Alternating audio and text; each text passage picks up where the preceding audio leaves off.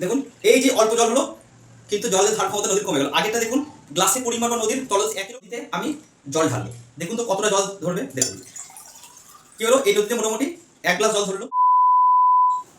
আজ আমরা এই বছর 2026 সালে জুলাই মাসে আসামে যে ভয়াবহ বন্যা হয়েছে সেই ব্যাপারটা কিন্তু স্টেপ বাই স্টেপ কিন্তু বুঝে নেব।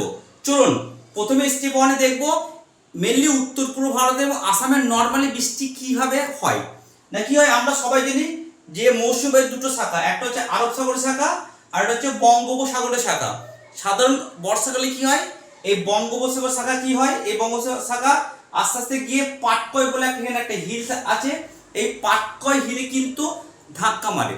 এই পাটকয় হিলে ধাক্কা মারার পরে কি হয়, এই মৌসুমের শাখাটা কি হয় আসাম উপত্যকায় প্রবেশ করে যায়। এখানে আসাম উপত্যকায় কি হয় প্রবেশ করে যায়।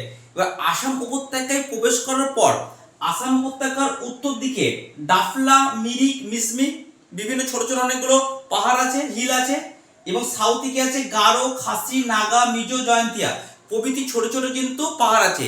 এই দুটো হিলের মধ্যে কি হয়, এই মৌসুমী বায়ুর শাখাটা কিন্তু ফেঁসে যায় বা ট্র্যাপ হয়ে যায় এবং সেখানে কিন্তু প্রচুর পরিমাণে বৃষ্টিপাত ঘটায়। ঠিক আছে, যেমন আমরা সবাই জানি চেরাপুঞ্জি আমরা নাম শুনেছি, ঠিক আছে, কিংবা মৌসিনরাম আমরা কিন্তু নাম শুনেছি।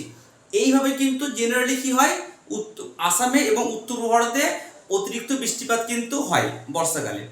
এবার চলুন, এরপর হচ্ছে সেই ভয়াবহ দিন জুলাই 18 থেকে 19।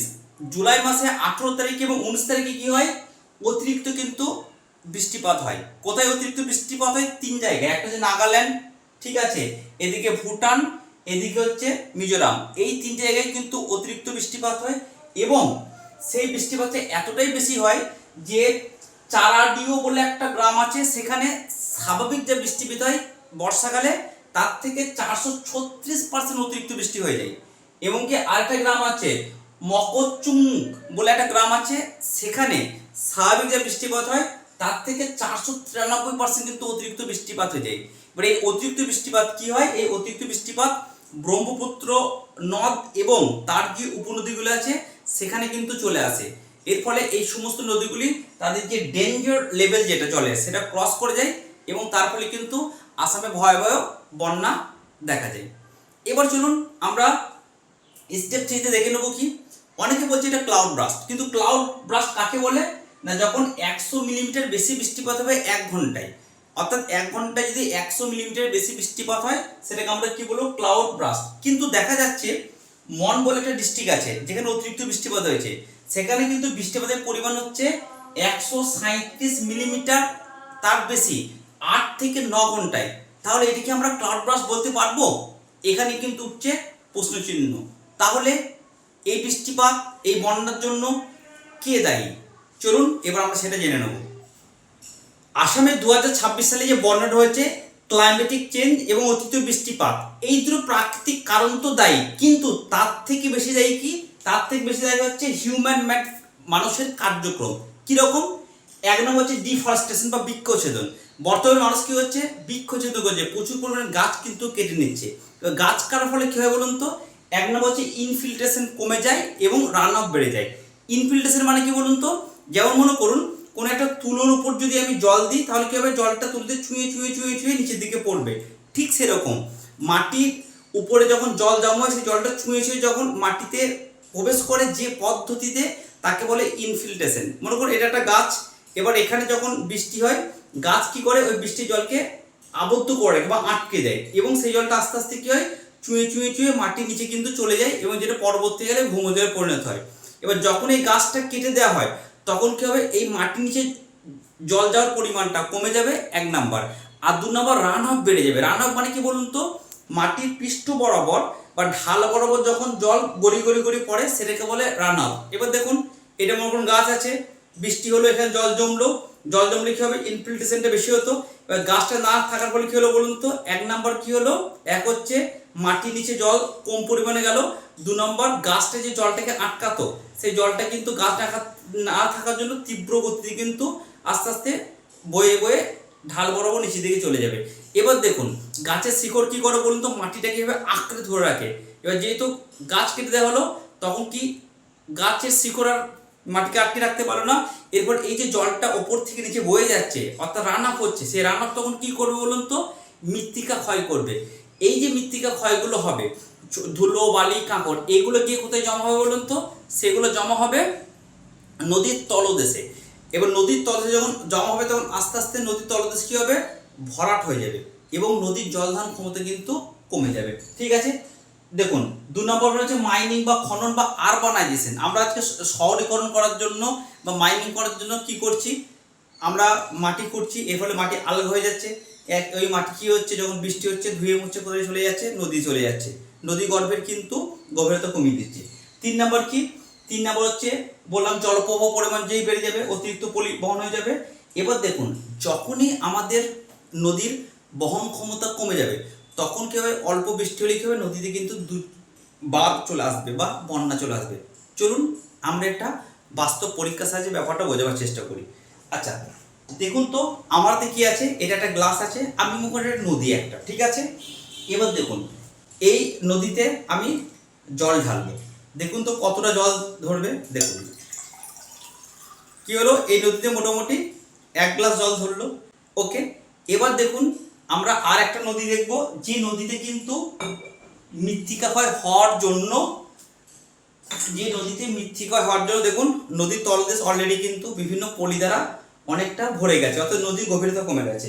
এবার চলুন এখানে আমরা জল ঢালি, দেখি তো কতটা জল এখানে আমরা পড়বে। চলুন দেখি একবার, দেখুন দেখুন এই যে অল্প জল হলো কিন্তু জলের ধারণ ক্ষমতা নদীর কমে গেল। আগেরটা দেখুন গ্লাসের পরিমাণ বা নদীর তলদেশ একই রকম গভীর ছিল, আগেরটাই বেশি জল ধরছিল, কিন্তু এই যে দ্বিতীয় যে গ্লাস বা দ্বিতীয় যে নদী, এখানে কি হচ্ছে, পলি জমা হওয়ার ফলে বা বালি জমা হওয়ার জন্য কিন্তু অল্প জল যখনই এলো তখনই কিন্তু কি হলো, সেটা পূর্ণ হয়ে গেল।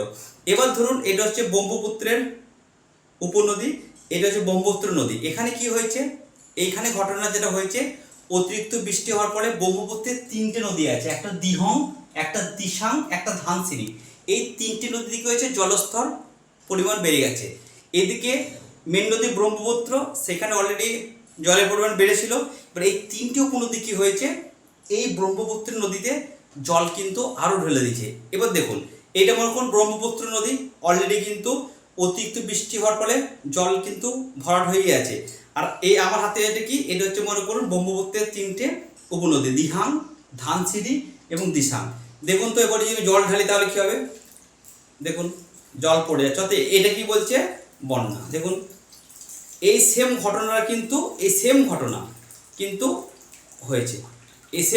কিন্তু হয়েছে, জল কিন্তু চারিদিকে পড়ে গেল, অর্থাৎ বন্যা হয়ে গেল। আশা করছি ব্যাপারটা আপনারা বুঝেছেন।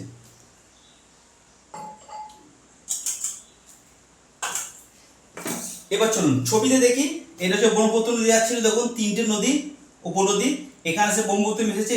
সাধারণ নিয়ম অনুযায়ী কী হবে, জলটা এভাবে প্রবাহিত হবে, কিন্তু যেহেতু জলের পরিমাণ বেড়ে গেছে তাই এই ব্রহ্মপুত্র নদীর জল এই সামনে দিকে প্রবাহিত না হয়, আবার পিছন দিকে এই নদীগুলোর পিছন বরাবর কিন্তু প্রবাহিত হয়ে আশেপাশে যে সমস্ত গ্রাম আছে সেগুলোকে কিন্তু বন্যা প্রবণিত করে ফেলেছে। এই আসামের বন্যার ফলে কি হয়েছে, 7 লক্ষ মানুষ কিন্তু অ্যাফেক্টেড হয়েছে 1 নম্বর।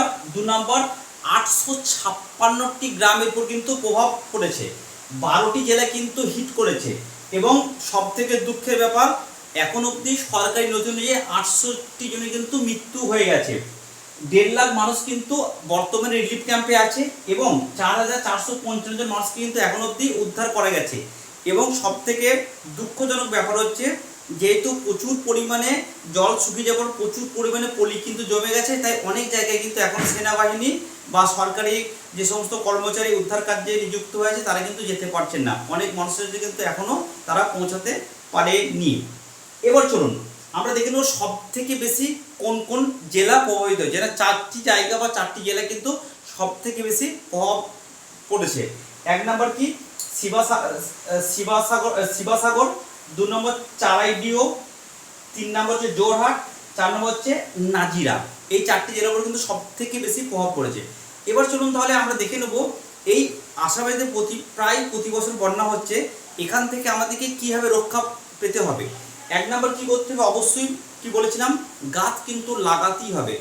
বেশি পরিমাণে গাছ লাগালে 1 নম্বর কী হবে, ইনফিল্ট্রেশন বাড়বে, 2 নম্বর কি হবে, রান আপ কমবে। 3 নম্বর কি হবে, মৃত্তিকা ক্ষয় কমবে, এবং মৃত্তিকা ক্ষয় কমলে কিন্তু নদীর যে ভরাট হয়ে যায় সেটাও কিন্তু কমে যাবে, নদীর জল ধারণ ক্ষমতা বেড়ে যাবে এবং বন্যা কিন্তু কমে যাবে। আর 2 নম্বর কি, আমাদের যে সমস্ত মাইনিংগুলো আমরা করছি বা বিভিন্ন পাহাড় কেটে ফেলছি, সেটা কিন্তু নিয়ম করে অল্প যতটুকু দরকার ঠিক ততটুকু কাটতে হবে। বেশি কাটলে কিন্তু একই মৃত্তিকা ক্ষয় বাড়বে এবং পরোক্ষভাবে কিন্তু বন্যা হবে। তারপরে কি, সায়েন্টিফিক ডিসিল্টেশন, অর্থাৎ যে সমস্ত নদী এবং উপনদীগুলি পলি জমা পড়ে গেছে, এখন বর্তমানে উন্নত মেশিন পাওয়া গেছে, সেই মেশিন লাগিয়ে কিন্তু ওই নদীর পলিগুলোকে কিন্তু তুলে ফেলতে হবে। এই নদীর পলিগুলো যদি তুলে ফেলা হয় তাহলে নদীর জল ধারণ ক্ষমতা বেড়ে যাবে, নদীর গভীরতা বেড়ে যাবে, এর ফলে কিন্তু বন্যা কম হবে।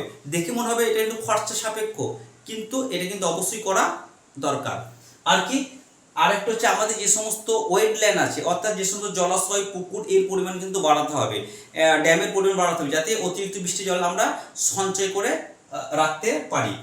আর অবশ্যই কী করতে হবে, better forecasting system, warning system, যে যখন বন্যা হবে তার আগে যেন আমরা সেটাকে ওয়ার্নিং সঙ্গে সঙ্গে ডিএম এর কাছে চলে যাই, ডিএম যেন সমস্ত সরকারি আধিকারিককে দিতে পারে, সঙ্গে সঙ্গে তারা যেন গোটা গ্রামবাসীকে দিতে পারে। এর ফলে কী হবে, আমরা যেন দ্রুত যেন গ্রামবাসীকে রক্ষা করতে পারি বন্যার প্রভাব থেকে বা বন্যার ক্ষতিকর প্রভাব থেকে। ঠিক আছে, আশা করছি ব্যাপারটা আপনারা বুঝতে পেরেছেন। যদি ভালো লাগে ভিডিওটা অবশ্যই লাইক, কমেন্ট, শেয়ার করবেন, এবং নেক্সট কোন টপিকের উপর ভিডিও চাইছেন অবশ্যই জানাবেন। Thank you.